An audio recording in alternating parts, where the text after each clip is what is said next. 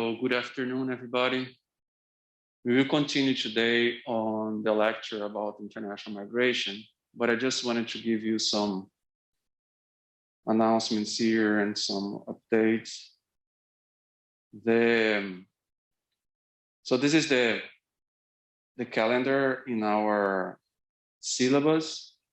So we're actually gonna probably just reach until the international migration chapter today in the next class. If we have a little bit of time, I can mention a little bit about race ethnicity. Today, we will have the final quiz open. So it opens today and closes tomorrow at noon. Assignment 3, you already have the instructions to do assignment 3, so you would have already started doing it.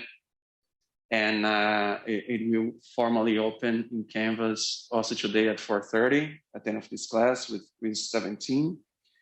And it's due only on Tuesday, May 4th at noon. And then the final exam, it's gonna be on Tuesday, May 4th, and it's gonna be open from 1 p.m. to 8 p.m. And it's not cumulative, so it's just the topics that we covered after exam 3, which includes internal migration and international migration so far. And instructions about and by the way, I posted the grades for assignment 2. So for people who submitted the assignment and had reasonable answers, they pretty much got the 3 points. And these 3 points, it includes the 2 extra points that we have for each assignment. And if you go to the course website, the information about final exams and quizzes, for the final exam, we're still gonna have just the same 40 multiple choice questions. And, but now instead of having just 1 hour and 15 minutes to answer, you're gonna have 2 hours and 30 minutes to answer. Once you open the exam, you have 2 hours and 30 minutes and it's going to be open between 1 and 8 p.m. But try to open it before no later than 5:30 p.m. so you have the full 2 hours and 30 minutes to answer. But then you're going to have an average of 3 minutes and 45 seconds per question to answer. And this information about the quizzes, as you know, this file is in the course website. At the top here, you have instructions about online quizzes and exams. On the lecture 3 about sources of demographic information, the lecture about chapter 3, I added information that just came out from the census yesterday, April 26th. So in this lecture here, if you downloaded it again, the sources of demographic information, I had already this slide saying that the major justification for censuses in the US is written in the US Constitution, is to provide population counts to be used for apportionment of the House of Representatives. We faced some issues with the 2020 census, so some of the deadlines to deliver data for apportionment were delayed. And the deadline to deliver apportionment to the US House of Representatives was delayed to April 30th, and it came out yesterday on the 26th. And the more specific data about the size of the local populations, so states, each one of the states can redraw their congressional districts, it's gonna be due by the end of July, and the Census Bureau is expected to give more detailed information by September as well. And yesterday, the data that was released in press conferences and also in the census website. So the US resident population, what is the US resident population? It's the people living in the 50 states and in DC on April 1st, 2020. They counted a little more than 331 million people. And back in the previous census, we had 308 million people. So the population increased by 7.4%. So that's a slow growth compared to previous decades. So it's the slowest growth since the 1930s. And that would be related exactly because now you don't have so much massive immigration flows coming to the US as you had in previous decades. And also fertility keeps declining. And even the immigrant population, by the second generation, they have similar low levels of fertility as the US born population. So there will be a lot of studies discussing this slow growth in these coming months and years. And the specific data for apportionment of the population related to how many representatives each state will have in the House. This considers people living in the 50 states and does not include the DC population, but it does include military and federal civilian employees living overseas as well as their dependents. And this information by April 1st, considering the resident population in the 50 states and military and federal civilian employees living overseas, reached also a little over 331 million people. And because of variations in the size of the population by state in the US, this is the changes in number of federal representatives that we're going to have in this next election. So the next election for the House is going to be next year, 2022.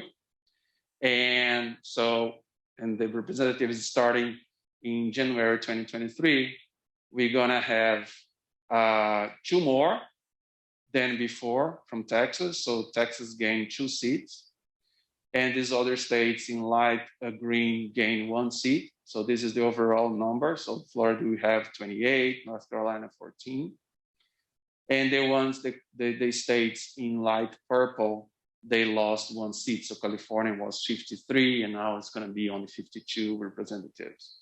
Still a lot overall, but it lost 1 person, 1 representative. And the other states here have no change. And was one interesting thing about New York is that it lost 1 representative. If it had a resident population of like 89 people more living in New York by April 1st, 2020, they would not have lost this seat. So that was an interesting information that was released yesterday. So it's going to be the redistribution of the representatives in a total of 435 representatives in the country. So this is data that just came out yesterday, April 26th, and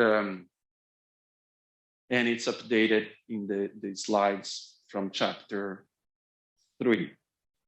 Another thing that I would like to show, so just going back a little bit to the syllabus, we have the quiz 17 left, 1 point, assignment 3 points, in the final exam 20 points, up to the quiz 16, and that includes all previous exams from 1 to 3, and also assignments 1 and 2.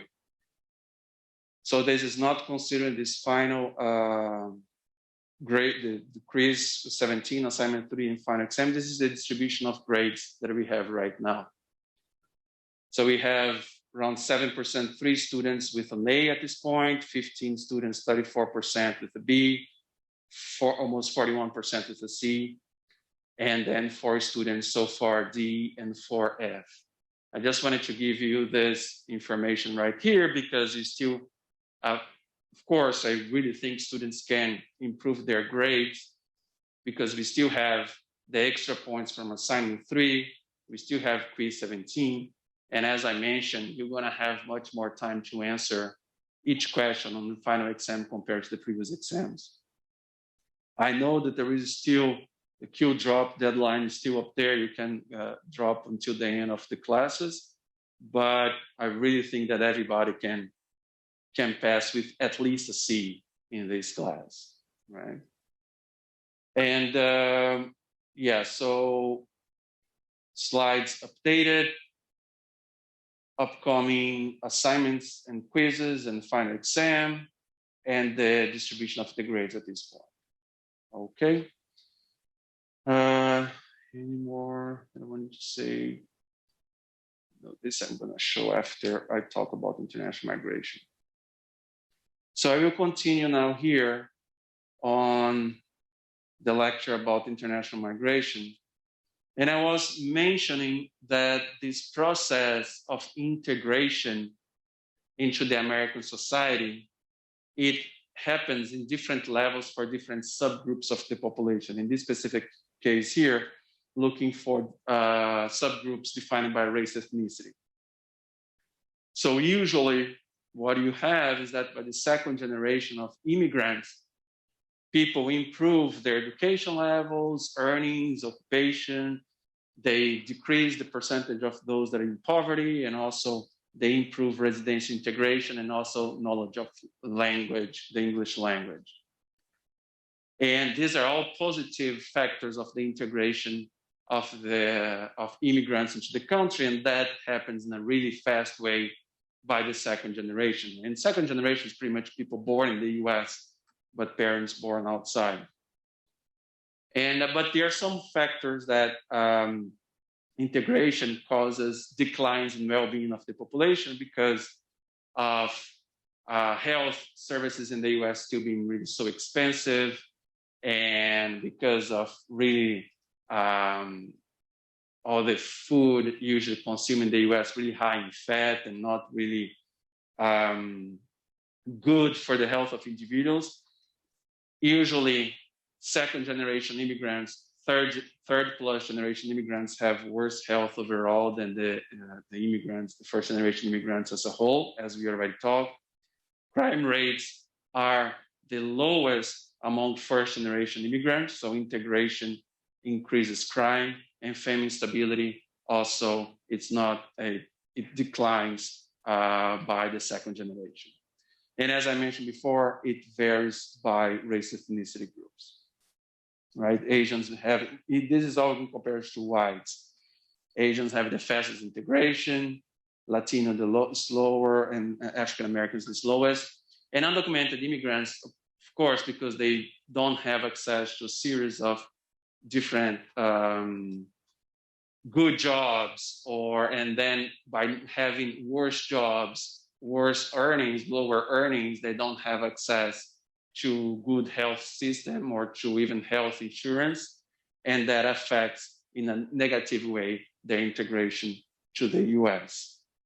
Here's just some quick graphs to show the distribution of the US-born population, the foreign-born population by education level. It's still showing that overall, if you get these two groups together or by themselves as a whole, the US-born population has better educational attainment than the foreign-born population. The US-born population, for example, only 12% of them have less than high school, and foreign-born almost a third.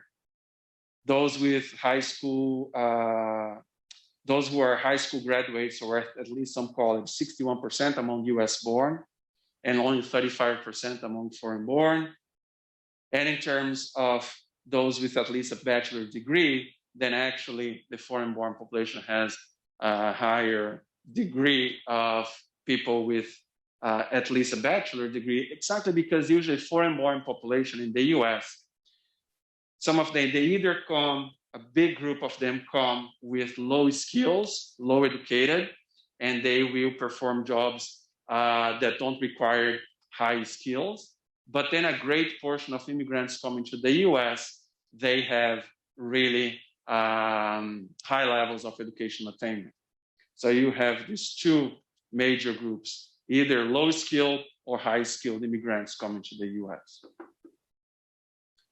In terms of language spoken at home by the US foreign-born population, almost half, 46%, speak Spanish at home, but already 16% speak English only, 17% other Indo-European languages, 18% Asian or Pacific Island languages. And that also really varies by whether the parents in the household, one of them might be foreign-born and the other one might be US-born. That also affects whether they speak English or another language in the household. But it's just to show that it's still the majority of foreign-born population in the US coming from Latin America. So you have a high percentage of those families speaking Spanish at home.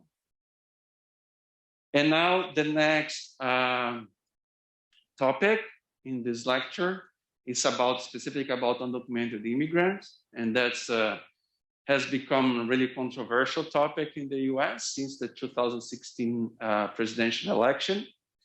So it's just good to show you some data to discuss this in a little bit more in depth.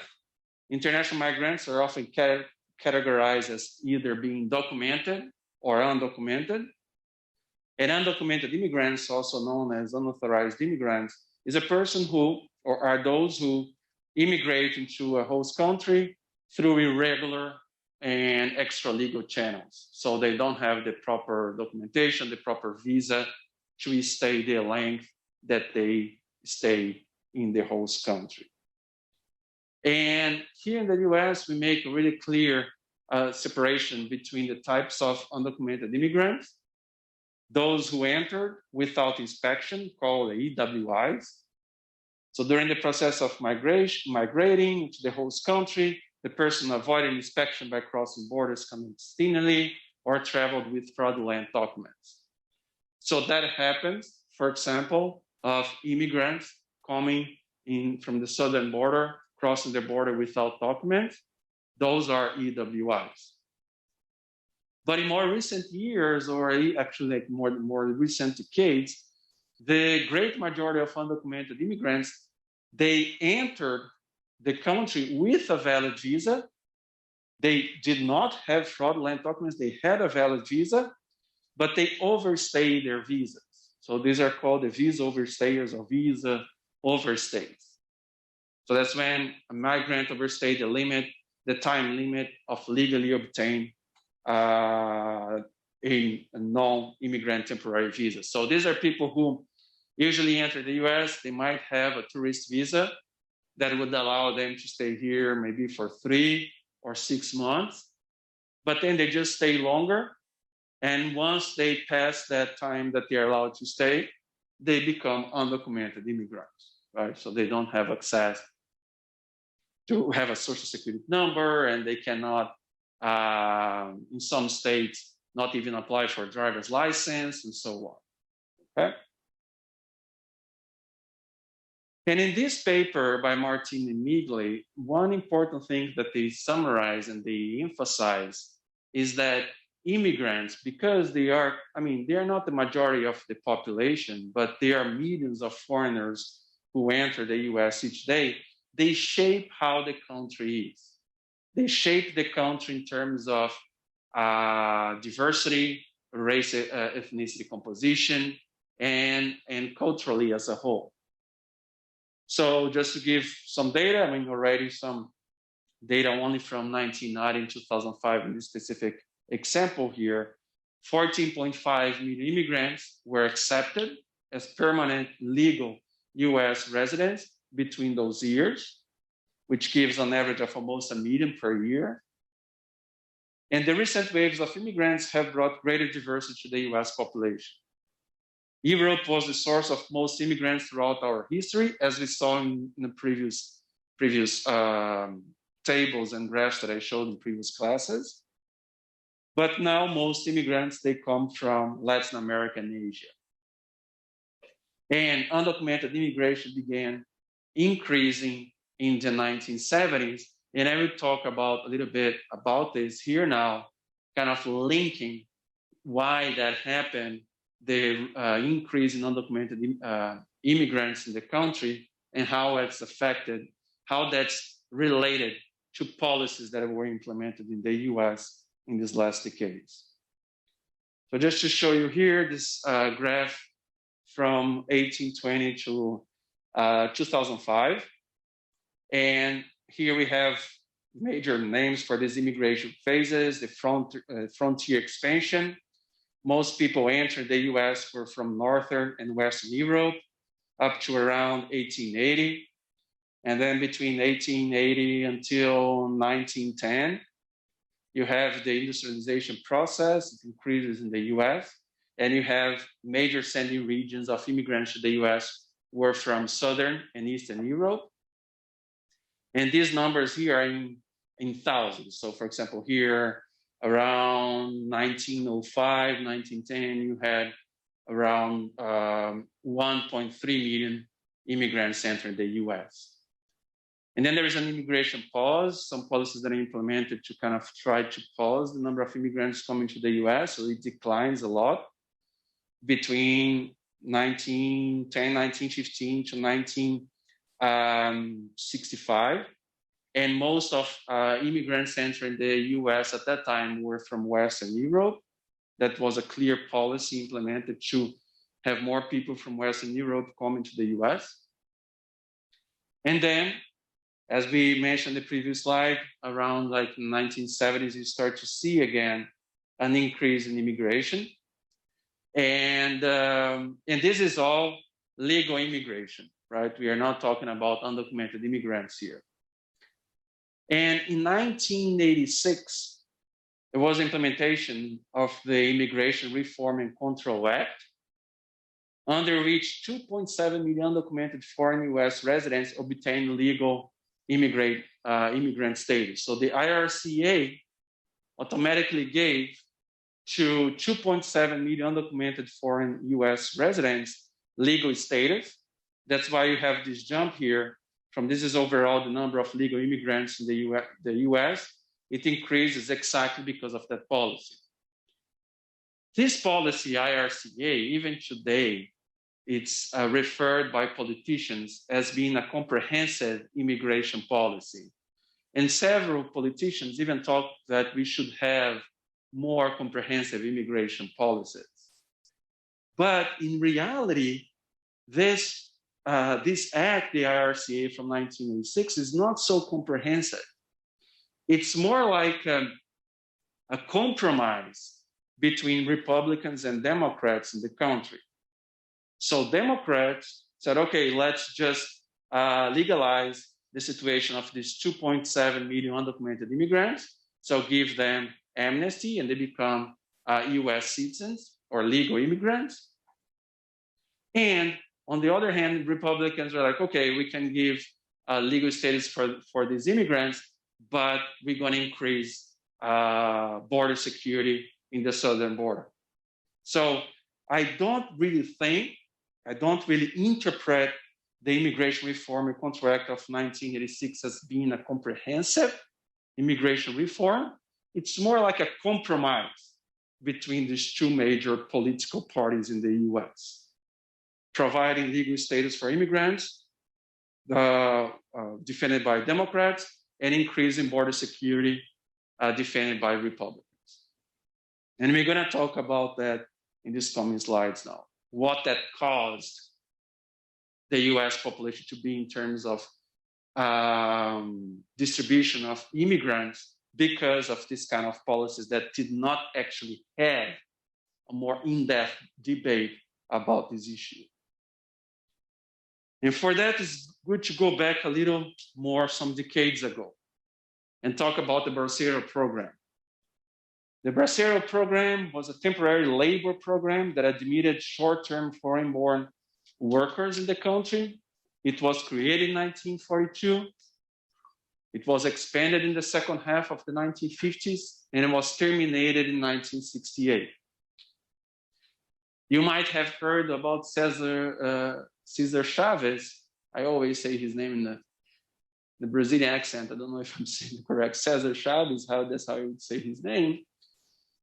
He fought a lot for better labor conditions for these immigrants that would come mostly from Mexico to work in the US temporarily. So these were immigrants coming from Latin America, most from Mexico, would work here for some time, for some months, or not stay here for so long, and they would go back to their home country. But their labor conditions were really bad. They had really bad housing, they had really bad earnings, they were making really low levels of income. And Cesar Chavez was a major activist trying to improve the conditions of these workers.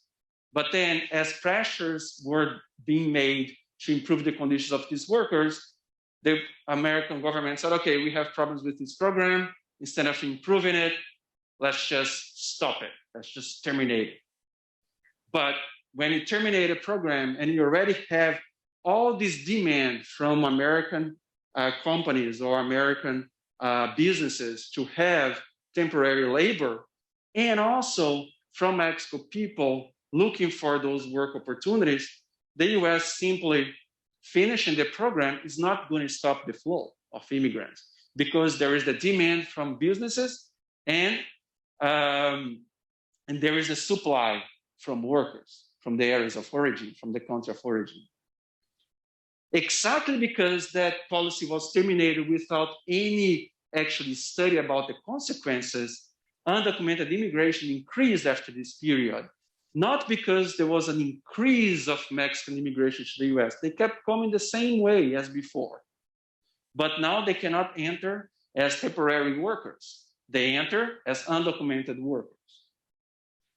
The end of this labor program and limitations on the number of available permanent resident visas made it impossible to accomplish the demand of all these immigrants entering the country. So before they would be able to enter with temporary visas, but now not that anymore. And this is what happens overall if we look at specifically about Mexican immigration.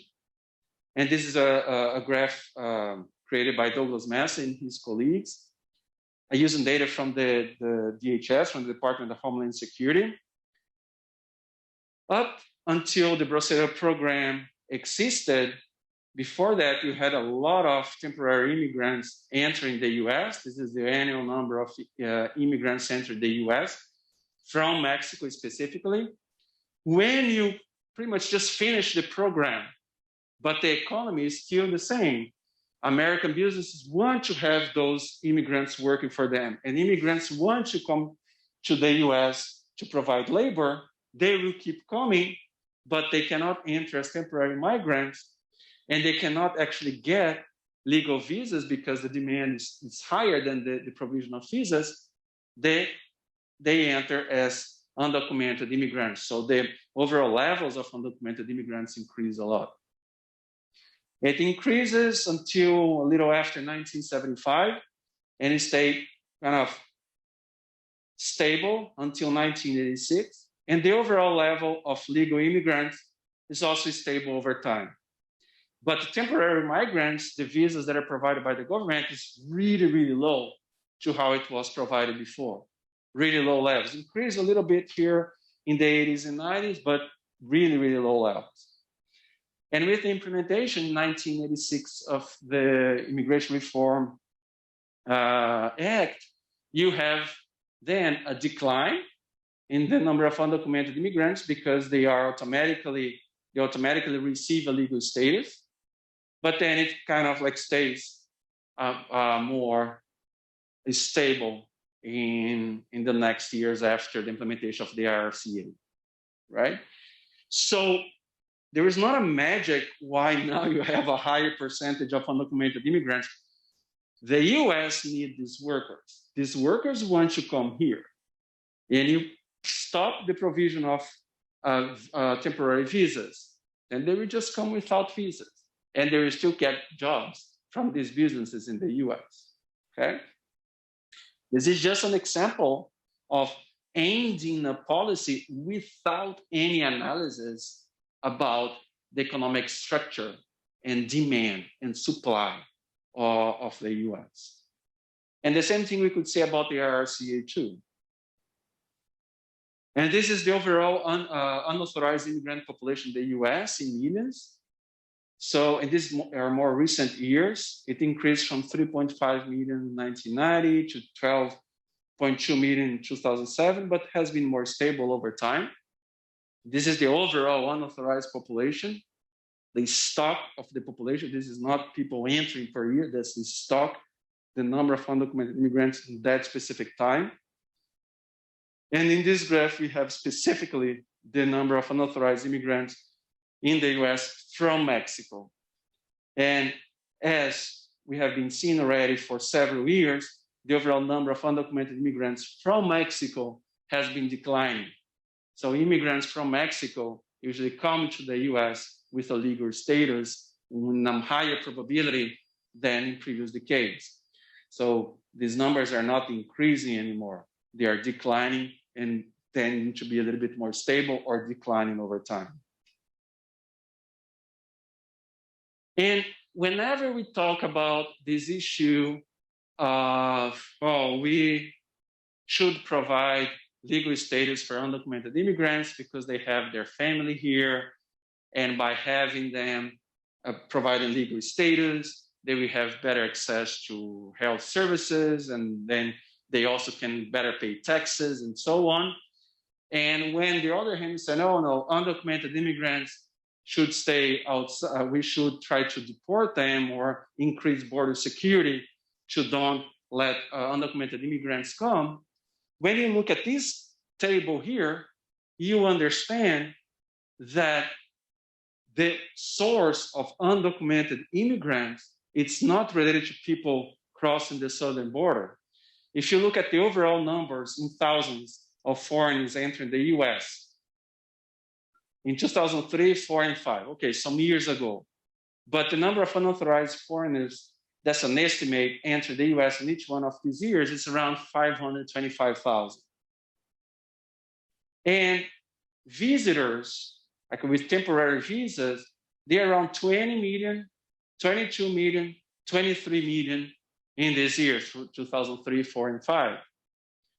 And what's going on right now in the US is that a lot of these people here, they overstay their visas. So the source of most undocumented immigrants in the US right now are not from people illegally crossing the southern border, but overstaying their temporary visas, right? I mean, usually foreign students that have J1 or F1 visas, they usually don't overstay because that could compromise afterwards their chances of getting a job here.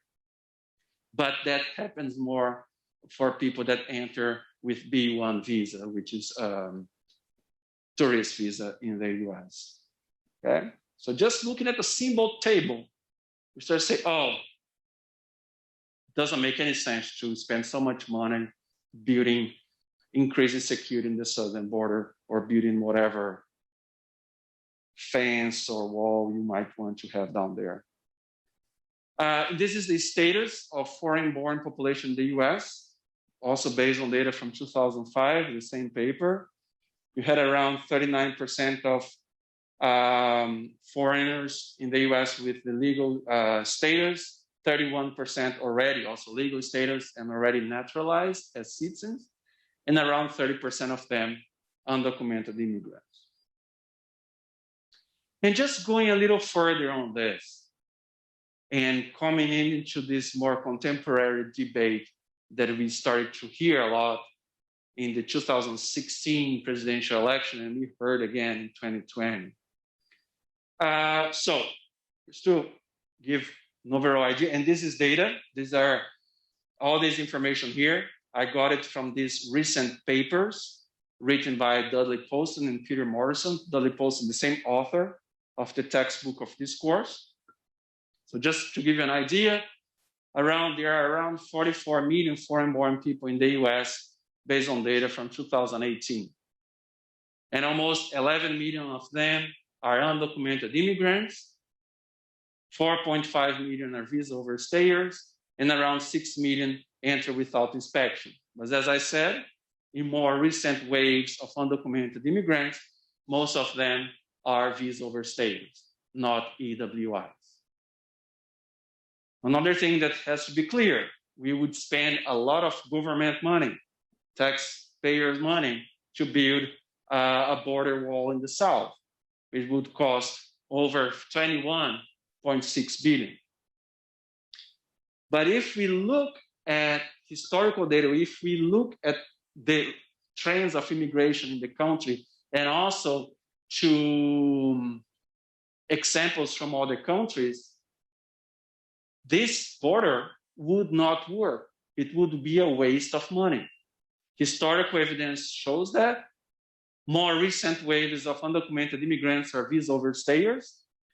And immigrants in the US are really highly selected in the sense that the healthier ones, the more educated, the more motivated ones are the ones who are trying to come to the US. And even with an increase in the southern border security, they will eventually enter the country. And another discussion that's done in these papers is that all this fear of undocumented immigrants is not really based on facts. It's more based on prejudice, perception, and racism. Because if we look at the data, foreign-born people have lower crime rates, and those who enter without inspections don't take jobs from low-skilled US-born workers.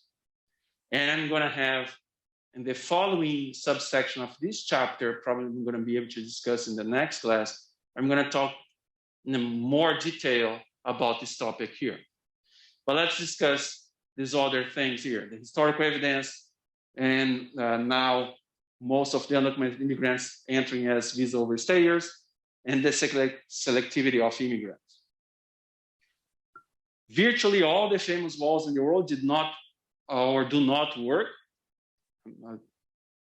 Dudley Poston, he did a lot of work kind of like looking at this historical evidence, for example, about the China Great Wall and also the Berlin Wall back when Germany was divided after World War II.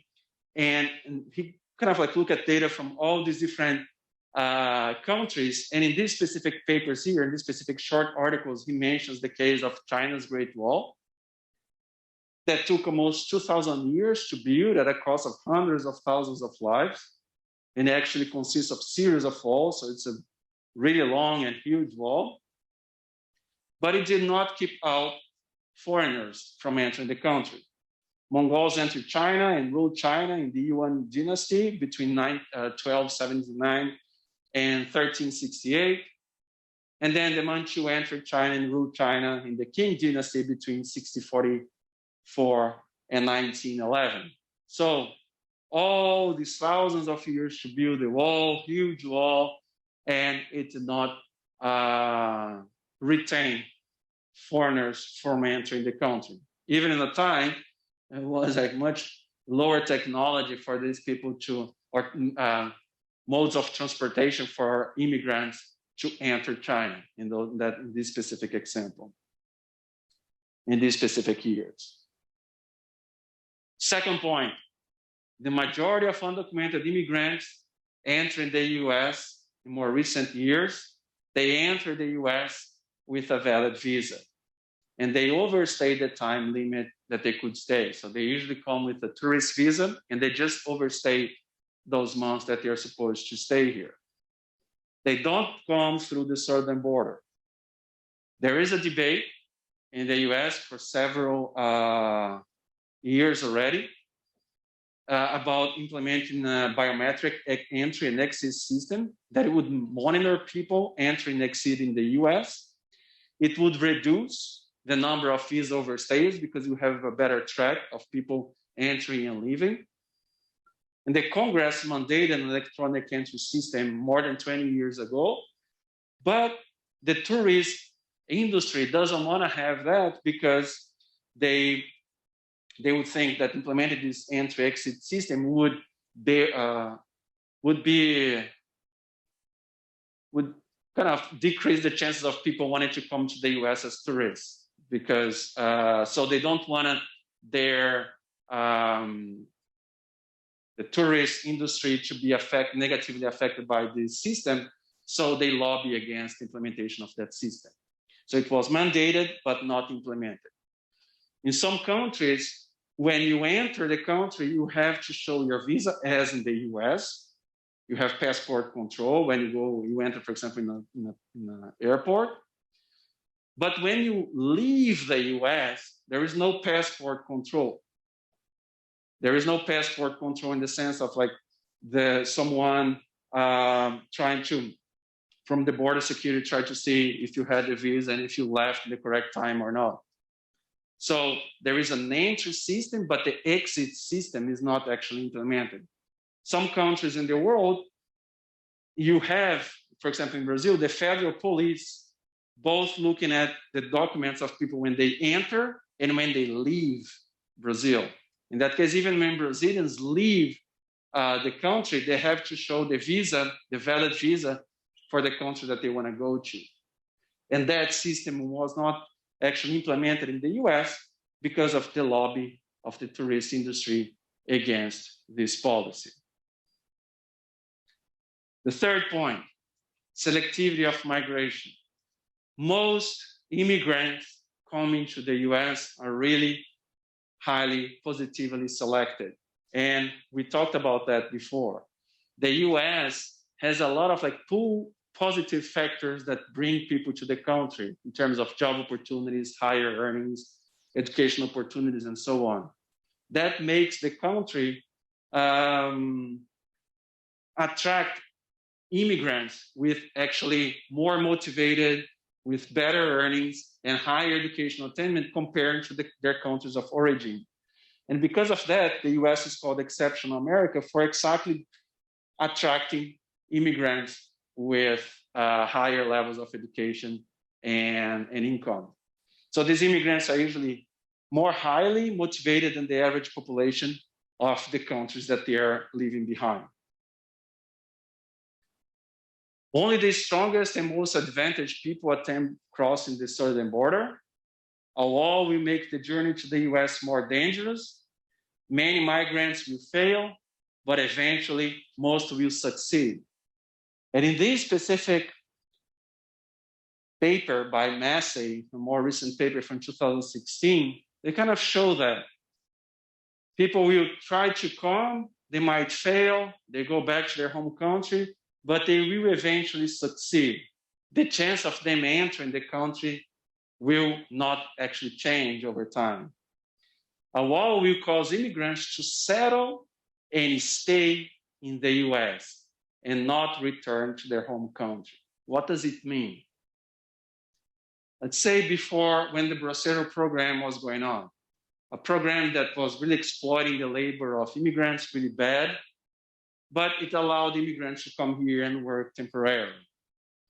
In that case, a lot of these immigrants, most of these immigrants were male immigrants coming from Mexico to the US, work here for a while, and then they would go back to Mexico to their families, right? So it was just a male migration, work for a while and go back to their families. And they would come to specific states, usually states closer to the southern border. After the end of the Bracero program, and some decades later, for example, in 1986, with the increase in border security, it's harder for these people to enter because of the increase in border security. So once they enter, they do not go back. And they do not want to be separated from their families. So now, instead of coming male adult workers, they come their whole family. And they don't only stay in states close to the border, they went and spread all over the country, right? And so the policy of increasing border security had the opposite effect as intended.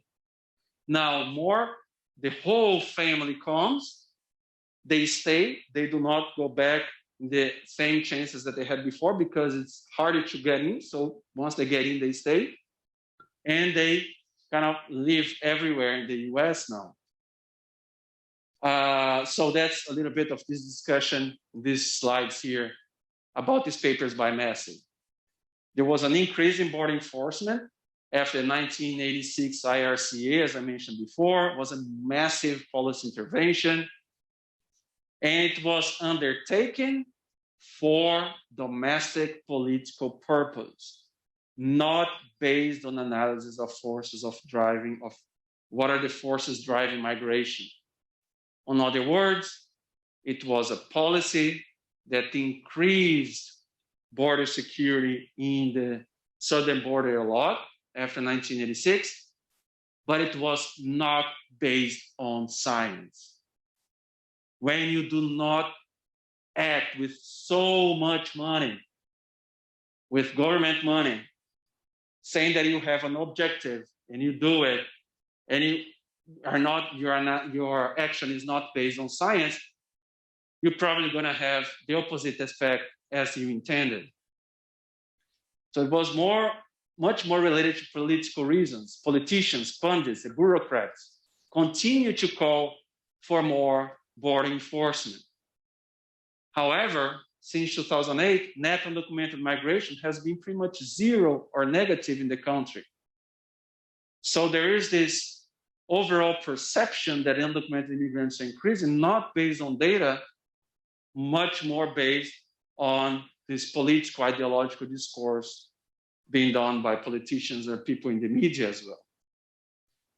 And if you look at these papers, and these papers are available in the course website, as I mentioned in the previous class, you can just download those compressed files.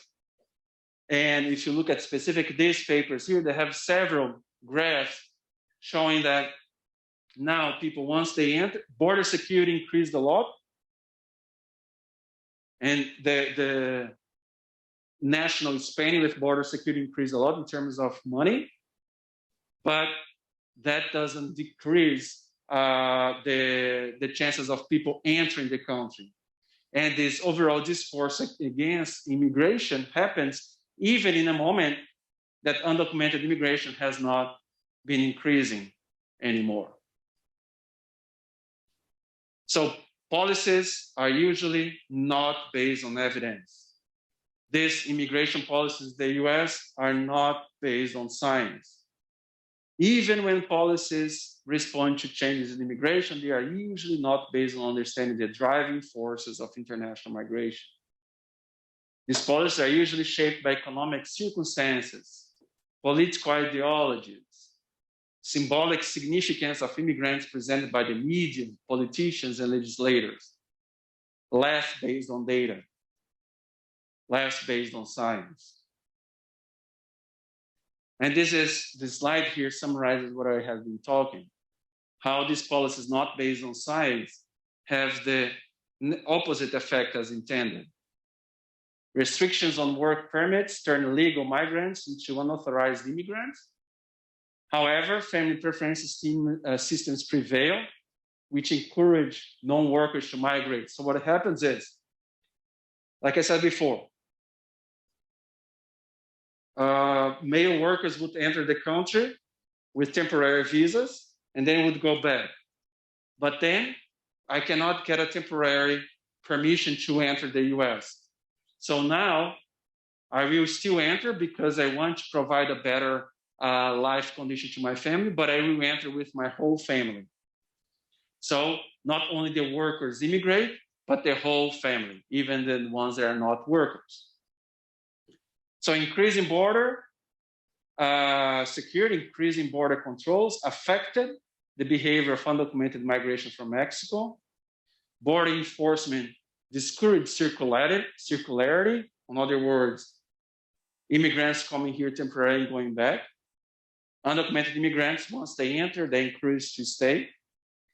And before you had male workers coming here and going back in this circular flow, and usually concentrated in the states of California, Texas, and Illinois. But then, with border security increasing, undocumented immigrants are encouraged to stay. So they come with all their families, and they move to all different states in the country. So now you have 11 million people settled families living in all different states in the country. So it's just to show how, if we discuss a major topic such as immigration in the US without trying to understand what are the reasons why people are moving, just based on prejudice, just based on perception, just based on ideology, you are going to have the opposite effect as intended, right?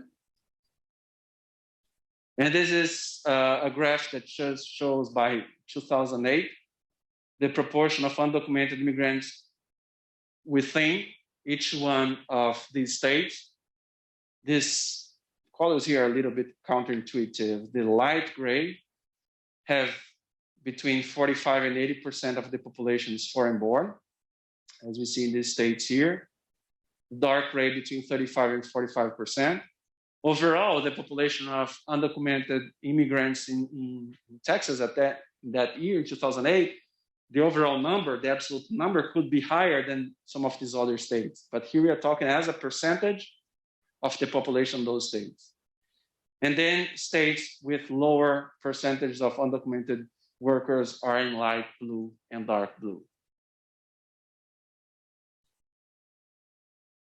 And then we discuss, okay, but is it not important to try to block entering of undocumented immigrants, even if they are visa overstayers, even if visa overstayers now are the ones that are most of the undocumented immigrants enter the country are visa overstayers? Should we still try to avoid them entering so much because they are some way bringing crime and drugs to the country? And again, if we look at data, foreign-born people have lower crime rates than the US-born population. Most illicit drugs don't enter the US via those that enter without inspection. Most drugs smuggled into the US do not arrive on the backpacks of those crossing undocumented. Based on data from 2019 from the Drug Enforcement Administration, Mexican drug cartels, for example, bring most drugs over the southern border through ports of entry via trucks, passenger vehicles, and tractor trailers when the passport and all the documents are verified. So these are not people crossing the border without documents. Okay? Legal and undocumented international migrants to the US are less likely to commit serious crimes and to be imprisoned compared to the US-born population. Yet, although the data shows that foreign-born population have lower chances of committing crime than the US-born population, what we usually hear in the public discourse is that immigrants are a threat to the country, right? Not poverty, not lack of health insurance, not inequality. No, immigrants are the problem. Again, not based on science, because crimes of foreign-born people, crime rates are lower than US-born population. And this is a clear example. This is data organized by the Pew Research Center from 2013. These are ages in which you usually have higher rates of crime committed by people. And here we have exactly the prevalence of each group, each age group, involved in at least one crime in the previous 12 months, and each one of the ages for each one of the categories of immigrant generation. So first-generation immigrants, those that are born in another country and are now in the US, have lower levels of committing at least one crime in the previous 12 months compared to the US-born population. And as I said in the previous class, and I started the class today on international migration, the second-generation immigrants, those guys here, are children of the first generation, but they are born in the US. And they have a lot of good things happening to them in terms of integration. They overall improve educational attainment, income, lower levels of poverty, lower levels of segregation. But they also tend to have similar levels of crime as the US-born population. They are Americans. They live here their whole life. They experience their same culture. So the chances of second generation committing crime is at the same level of the US-born population. I mean, these guys are also US-born. But these ones here are US-born and have at least their parents born in the US as well. Second generation are US-born, parents born outside. But just to show that the integration of immigrants in the country happen in positive and negative ways. In this case, here's a really clear case of a negative way, that people born outside of the country, that in this national discourse in the media, not based on data, say that these guys here are the most dangerous, but the data shows exactly the opposite. Okay?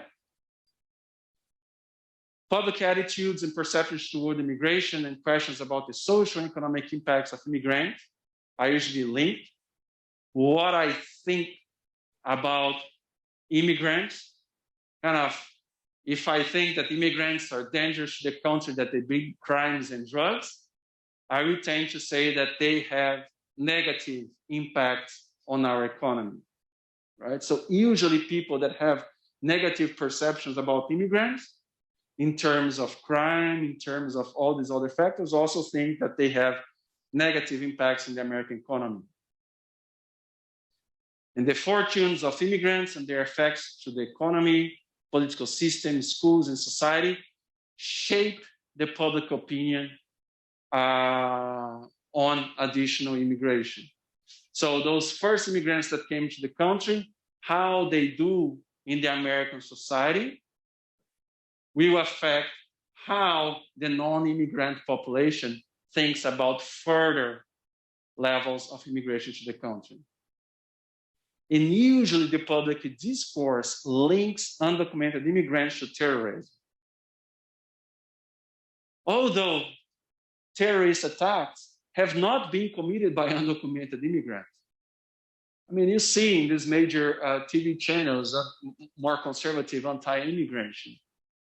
People say, oh, undocumented immigrants, we should increase border security because we would have terrorists coming to the US through the southern border. What we have to do in that case? I mean, that's the bad thing, right? Those people are saying all these lies without any data. And in order for you to make the counter argument, you have to go back and look at the data. You have to look at historical evidence. And then you see in all these events here, and this is data compiled up to 2016, all these events, all these immigrant attacks that the US suffered or almost suffered,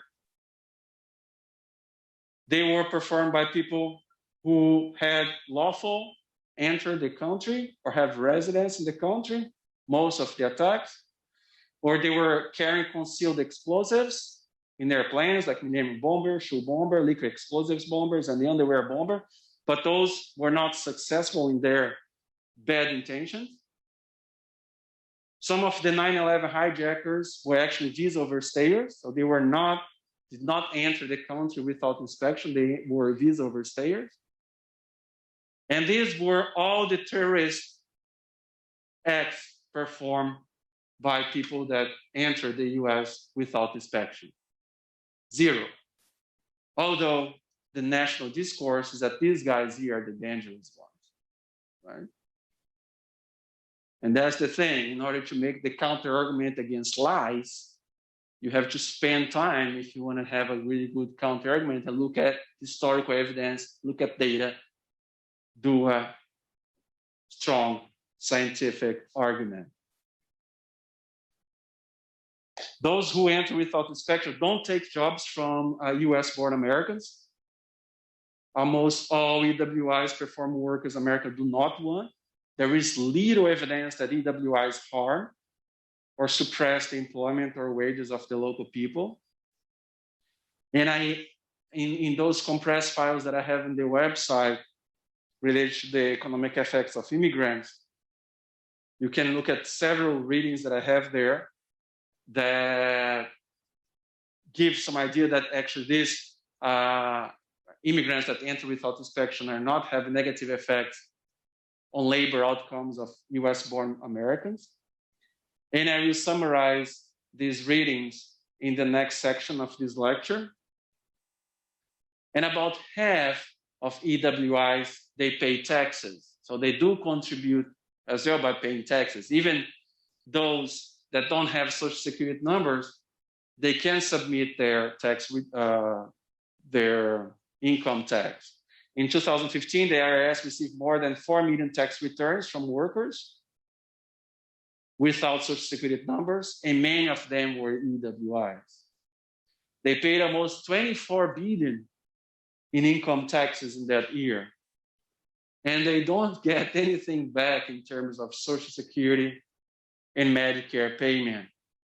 So they're actually paying to the American government, and they are not receiving any of these major services back.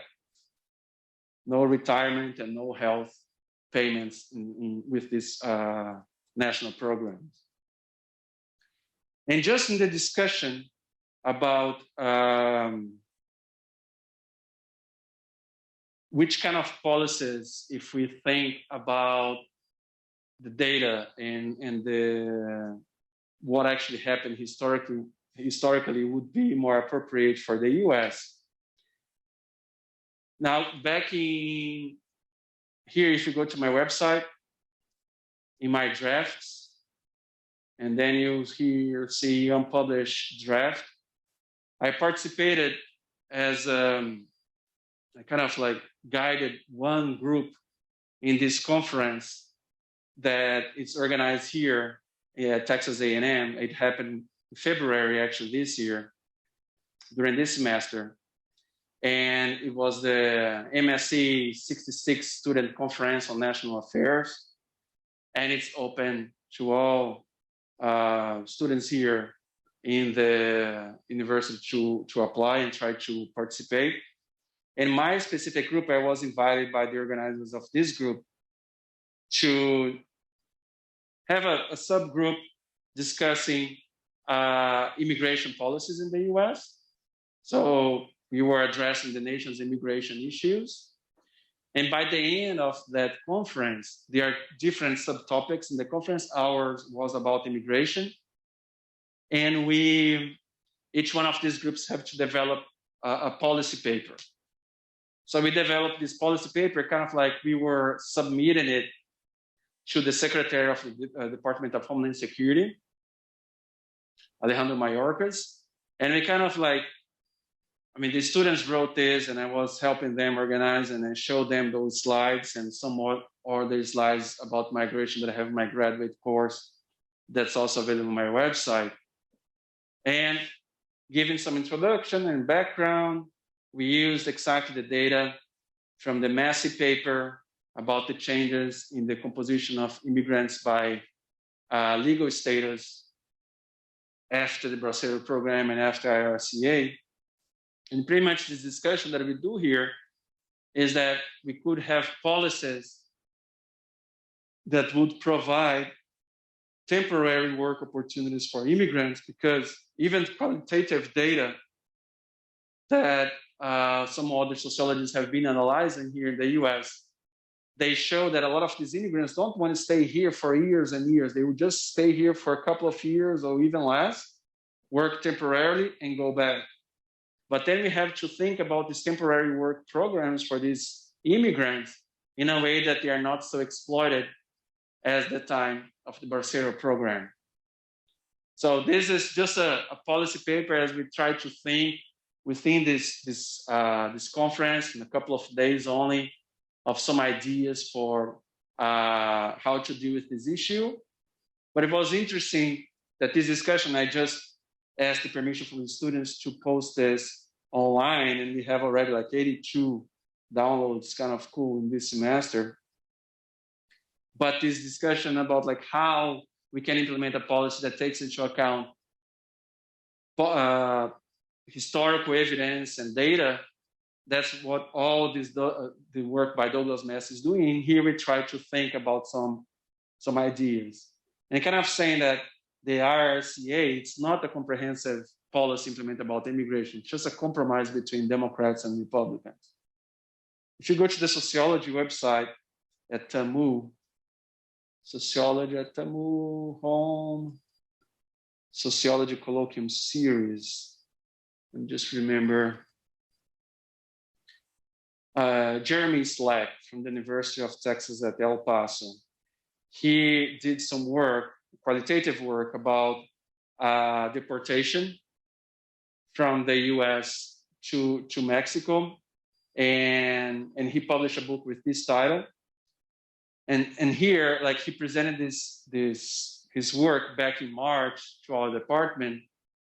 And I asked him exactly that, like what kind of policies you think could be implemented? And he kind of mentioned that even with his qualitative data, he was able to capture that immigrants don't want to stay here for a long period of time. They are staying because once they enter, it's difficult to come back and re-enter again. So some kind of temporary visa, working visa would be interesting, but we have to provide temporary visa in a way that they're not exploited by the businesses that they are hired by, right? So all this work is being done both by more like in-depth interviews and more qualitative approach, ethnography, but also with more quantitative data, looking at in this more like these models like Douglas Massey suggested, using historical data and trying to see the trends of how immigrants enter and stay in the country. I think we still have some time, so I will just continue here in the next section of this lecture, talking about the economic effects of immigration. This is the last subtopic that we just expanded.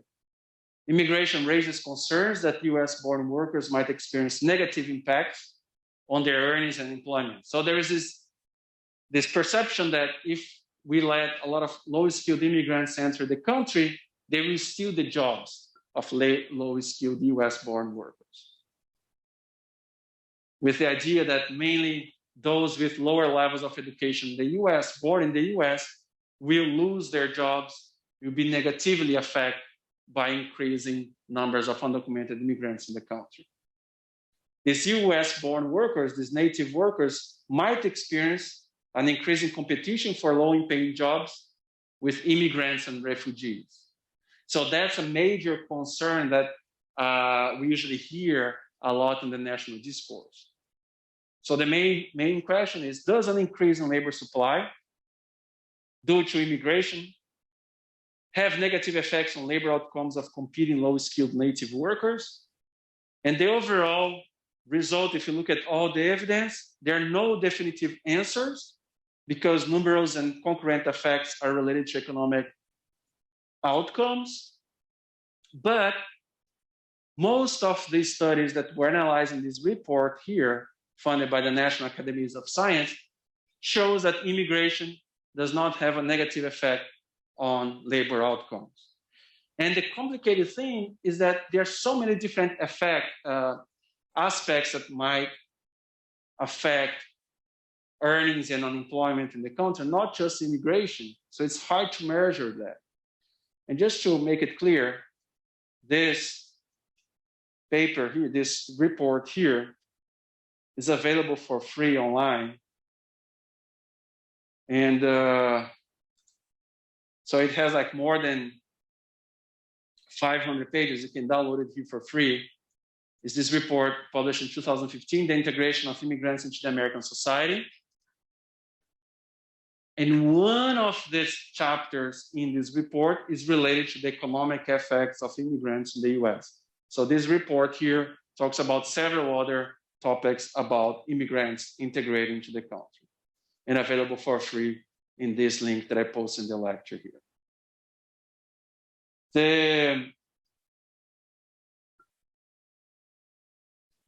So let's just try to discuss about these different answers. Immigration, some, like Jorge Borges, he's a professor in Harvard. His studies usually mention that immigration reduces the wage and labor supply of competing native workers. In summary, he suggests that wages of US-born workers decreased by almost 4% when there was a 10% increase in the supply of immigrants. So he's pretty much saying that when you have a lot of low-skilled immigrants entering the US, that will have a negative effect on the earnings and employment rates of native workers.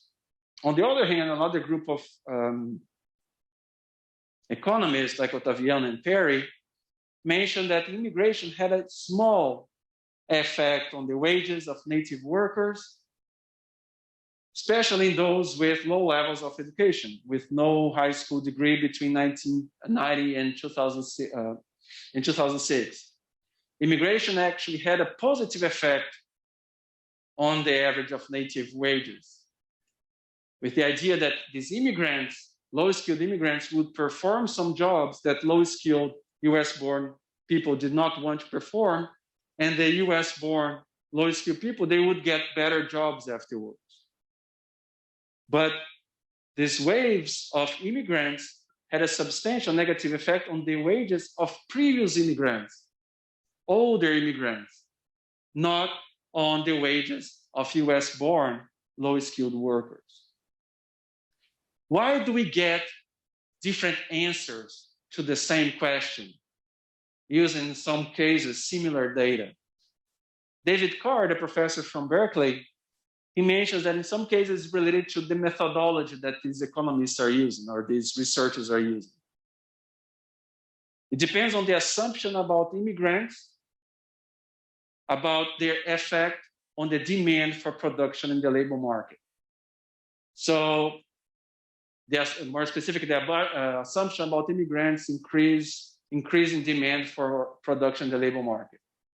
If some of these studies consider that we have all this immigration inflows, all these people entering the country, and the American businesses will not invest more capital, more money to increase their businesses, then you usually see negative effects of immigration on labor markets if you don't control for that. On the other hand, you might say that, oh, if I have more immigrants entering the country, these immigrants will look for jobs, but they will also buy products. They will also demand housing. They will also go to the grocery store. They will also participate in the economy, not just by competing for jobs, but looking for products. In that case, if the studies consider that companies will adjust their production by this increasing demand of people that want to buy their products, then the effects of immigration is almost zero. This is much more realistic because immigrants come not just to look for jobs, but also to consume products in the US. In terms of how these studies deal with education groups, if it subdivides the population in 4 groups, high school dropouts, high school, some college and college degree, immigrant dropouts, they will tend to have lower relative wages. The immigrant dropouts will have negative effects on the wages of US-born people that do not have a high school diploma. But in reality, how is the labor market in the US organized? In reality, businesses, when they are hiring people, they pretty much want to know if people have a high school diploma or equivalent, or a college diploma or equivalent. When we take into account that businesses are looking for these specific skills of people, earnings of US-born workers have been largely unaffected by immigration. And immigrants and natives with low levels of education, if we consider that they are competing for similar jobs as the native population, I would tend to find negative effects on the wages of native-born population. But if I say, hey, no, immigrants with low skill, US-born people with lower skill, like low levels of education, they might compete for some jobs, but if native workers don't want to do these really low-paying jobs, they will tend to have other opportunities for them because they know English and they have more broader social networks. They have more family members living here for generations. They have friends and they have no other places to go to work. In that case, that is even among low-skilled workers, US-born have some advantage because they know more English and they have better social networks to find jobs. Then you see positive effects on the labor outcomes of natives. Maybe in the short term, US-born workers with low skill might have some negative effects, but not in the long term. So if we consider how the American economy works, that businesses will start to producing more because now we have more people buying their products. Businesses look for people either by having high school diploma or college diploma. And if we consider that immigrants, low skilled, are still in a disadvantage compared to low skilled US born workers, you have a different picture than if you use a different methodology, right? And it's now 4:30, I will continue talking about this. And then continue here in this lecture, I will talk specifically about this event that happened in 1980 in Miami, when a lot of Cuban immigrants entered Miami in a really sudden way. In that case, it's a good place to do an exercise because the number of immigrants increased a lot in a really short period of time. So I will continue on this lecture and discuss a little bit more about the economic effects of immigrants. And then the last portion of this chapter about if do a simulation. I'm going to show here a study that did a simulation if the US implemented the immigration system the same way as Canada, what would happen to the level of education of the US population. And if we have time, I will talk more about the following chapter, which is race ethnicity. But if we finish the international migration, I think is a good amount of discussion that we had throughout the semester. So I see you guys on Thursday in our last class, and then the following Tuesday, we have the final exam. Okay? Thank you very much, and I see you guys on Thursday.